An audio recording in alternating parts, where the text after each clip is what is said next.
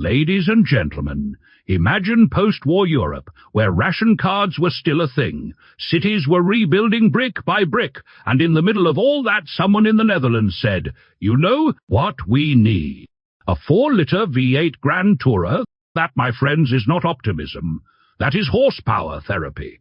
And in 1948, Maurice Gatsonides delivered exactly that, with the 1948 Gatso 4000 Aero Coupé. Before we dive into tubular frames and flathead thunder, do me a small favor and subscribe to the channel. It helps us keep digging through dusty archives, auction catalogues, and old Dutch newspapers, so we can bring you stories that are rarer than a politician admitting a mistake. The 1948 Gatso 4000 was born in the Netherlands, a country still recovering from German occupation and the physical and economic damage of World War II. Its creator, Maurice Gatsonides, was not a corporate executive in a polished suit. He was a racing driver, engineer, and relentless tinkerer. Before the war, he competed in rallies and endurance events, building a reputation for mechanical ingenuity. After 1945, as Europe struggled with material shortages and state-controlled industrial planning, Gatsonides saw an opportunity: build a Dutch sports car that could stand proudly on the international stage. The Gatso 4000 was conceived as both a road-going grand touring coupe and a platform suitable for competition. The 4000 designation referred to its approximately 3923 cubic centimeter engine, commonly rounded to 4 liters, in a Europe where taxation favored small displacement engines and most manufacturers were building modest 4 cylinders. Choosing a large American V8 was almost rebellious. I believe it was Gatsonides' way of saying, if we're going to rebuild, we're going to rebuild loudly. Production began in 1948 in limited numbers in the Netherlands. Exact factory records remain incomplete, but most historians agree that total production of the Gatso 4000 and 4000 Aero Coupé was approximately 7 to 8 cars. Fewer than 5 are believed to survive today. That makes it not just rare, but practically mythical. My neighbor Bob once told me that cars built in single digits are usually secret government experiments. I reminded him that this one was built by a racing driver, not by aliens. He is still suspicious. Technically, the heart of the Gatso 4000 was a 3,923 cc side valve V8 sourced from the Ford Flathead family. In European configuration, it produced approximately 100 to 110 horsepower, which equaled about 75 to 82 kilowatts. In a lightweight chassis in 1948, that was serious performance.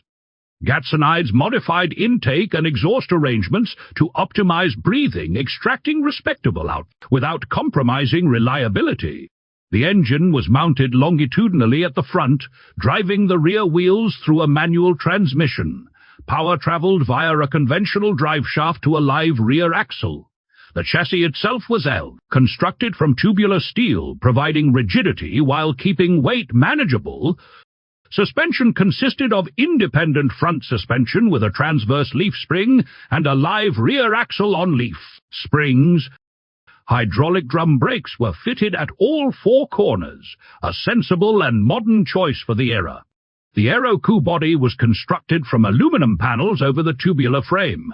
Its fastback shape reflected contemporary aerodynamic thinking influenced by aviation research, compared to the Jaguar XK120, introduced the same year. The Gatso was conceptually similar, but far rarer and more experimental.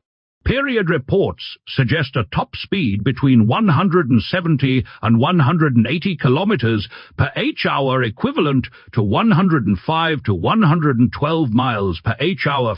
Fuel consumption was substantial, estimated at roughly 14 to 18 liters per 100 kilometers, or about 13 to 17 miles per US gallon.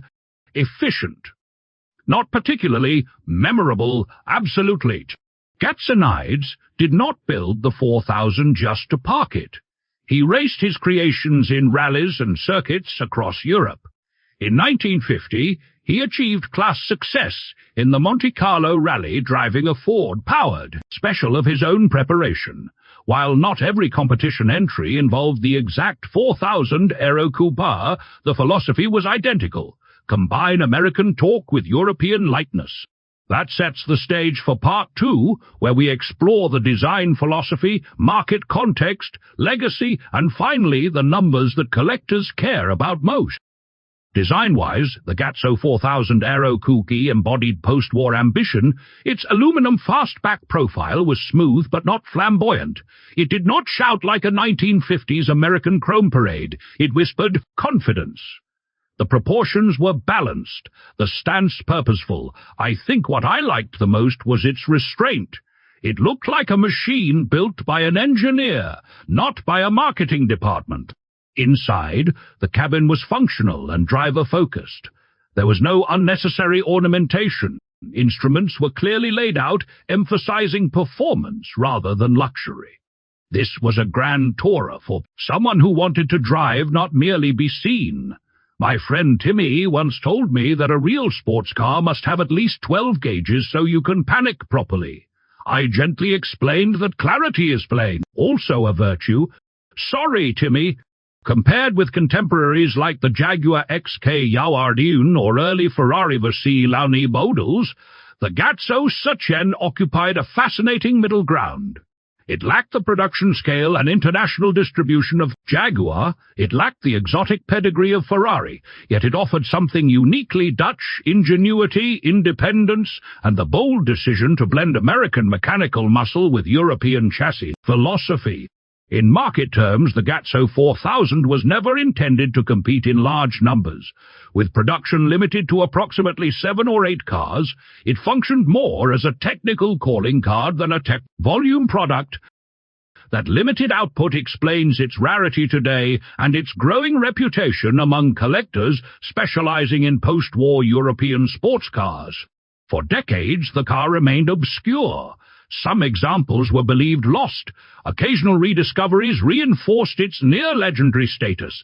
The irony is delicious. Maurice Gatsonides would later become globally known not for fast cars but for developing speed measurement devices under the Gatso name. The man who built a 112 miles per HR Grand Tourer would go on to help enforce speed limits. Says that's poetic justice. I say it's engineering versatility. Now, before we speak about money, let us give this machine the respect it deserves. The 1948 Gatso 4000 Aero Coupé represents entrepreneurial courage in a fragile economic climate, symbolizes a small nation proving it could produce a world-class sports car. It was not perfect, it was not mass-produced, but it was bold, technically competent, and utterly unforgettable. As for pricing, period documentation suggests comparable European sports cars of similar specification were priced between 10,000 and 15,000 Dutch guilders in 1948. In modern terms, depending on terms. Inflation methodology, that equates roughly to 45,000 to 70,000 euros. At the time, that positioned the Gatso firmly in the premium category. At auction, rarity defines value. One documented example sold at the Bonham's Goodwood Festival of Speed sale in 2010 for approximately 150,000 British pounds. Given the extreme scarcity and historical significance, a well-preserved Gatso 4000 Aero Coupé today could reasonably command mid-six-figure euro valuations depending on provenance and condition. The new owner, however, must be prepared for custom-fabricated parts, specialist restoration expertise, and the kind of maintenance bills that make even confident collectors pause. To our channel sponsors who support this deep dive into forgotten automotive legends, thank you. You keep this historical engine running. And to the rest of you, if you ever find yourself tempted to build a 4-liter V8 Grand Tourer in the middle of an economic recovery, at least make it beautiful.